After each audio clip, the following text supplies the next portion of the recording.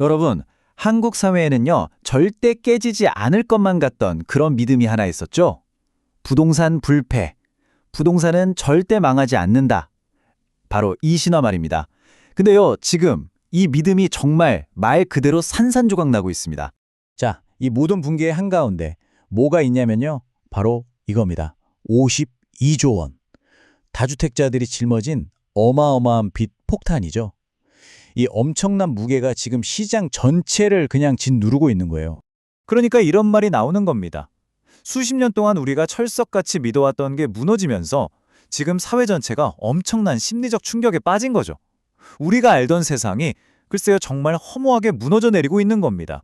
네, 그래서 오늘 이 문제 한번 제대로 파헤쳐 보겠습니다.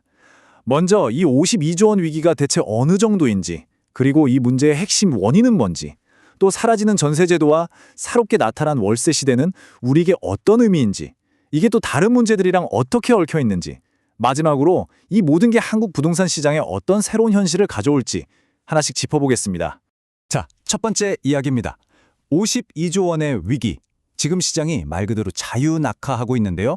곳곳에서 정말 패닉에 가까운 신호들이 터져나오고 있어요. 자, 이 숫자 한번 보세요. 8만. 이게 뭘까요?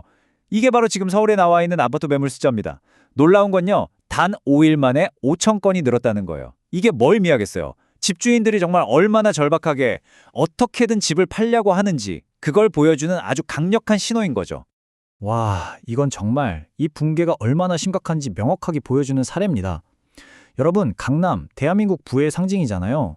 거기서 제일 비싼 아파트 중 하나인 도곡 렉슬이 40억 원까지 갔었는데 이게 경매에서 21억 6천만 원, 거의 반값이 됐는데도 아무도 안 사간 거예요. 유찰됐다는 거죠. 믿어지시나요? 그러니까 이런 한탄이 나오는 겁니다. 한 집주인이 그렸대요. 더 이상 자산이 아니다. 내 발목을 잡는 족쇄다. 한때는 꿈이었던 내 집 마련, 부동산 소유가 이제는 수많은 사람들에게 끔찍한 빚과 세금이라는 악몽이 되어버린 거죠. 자, 그렇다면 대체 왜, 무엇이 이런 말도 안 되는 상황을 만든 걸까요? 그 문제의 가장 깊은 곳, 바로 심장부에는요, 한국에만 있었던 아주 독특한 제도, 전세제도의 붕괴가 자리 잡고 있습니다. 아마 잘 아시겠지만 이 전세제도는 한국 주택시장을 떠받치던 정말 핵심적인 기반이었어요. 세입자는 매달 월세를 내지 않고 큰 보증금만 맡기면 되니까 좋고, 집주인은 그 돈을 받아서 이자 한 푼 없이 굴릴 수 있으니 서로에게 윈윈인 것처럼 보였죠. 그런데 이 제도를 두고 지금 엄청난 논쟁이 벌어지고 있습니다. 한쪽에서는 이게 가처분 소득을 늘려서 경제 성장을 이끈 비밀병기였다. 심지어 외국 경제학자들도 보고 감탄했다. 이렇게 말하고요. 반대쪽에선 아니 이건 말도 안 되는 기형적이고 위험한 악마의 제도다. 반드시 없애야 한다고 주장합니다. 한국은행 총재 후보자까지 이런 말을 했을 정도니까요. 정말 극과 극의 평가죠. 그렇다면 이 전세 왜 사라지고 있는 걸까요? 여러 가지 이유가 복합적으로 작용하고 있습니다. 먼저 끊이지 않는 대규모 전세 사기가 세입자들의 신뢰를 완전히 무너뜨렸죠.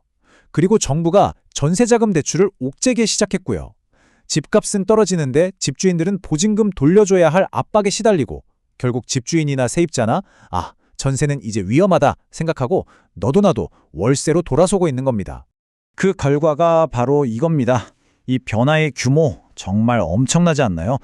불과 몇 년 전만 해도 임대차 시장의 60% 이상이 전세였는데 지금은 완전히 역전돼서 70% 이상이 월세입니다.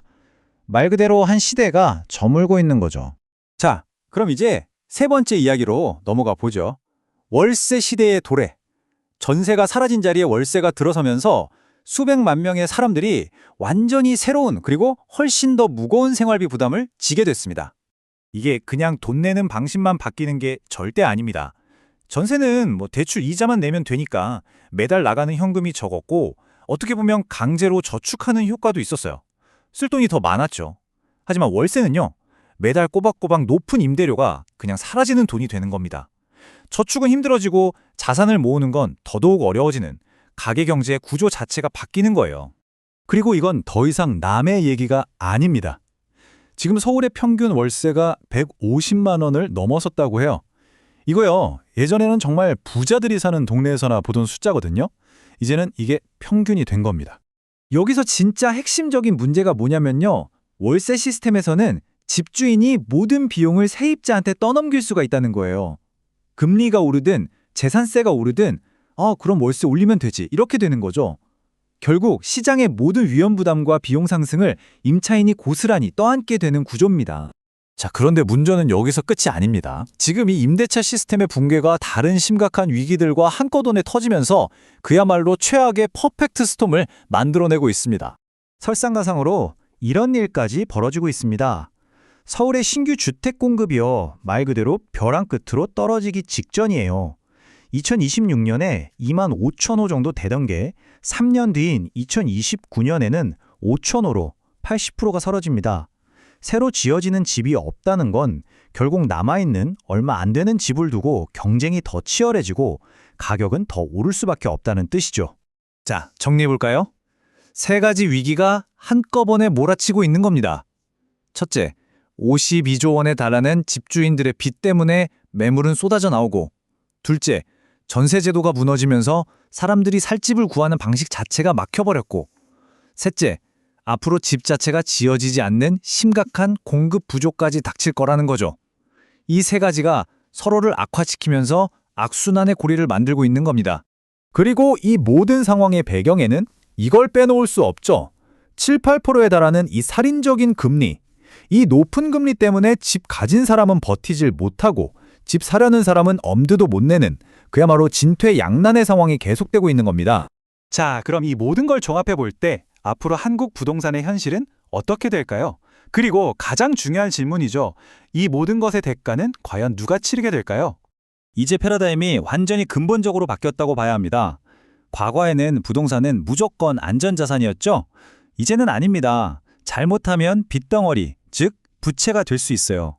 전세가 당연한 표준이었지만 이젠 월세가 표준입니다. 예전엔 다주택자가 되는 게 목표였다면 이젠 빚 없이 현금 되고 있는 게 최고라는 인식이 퍼지고 있죠. 결국 집을 몇 채 가졌냐가 아니라 빚이 얼마나 없냐가 중요해진 시대가 온 겁니다. 네, 그렇습니다.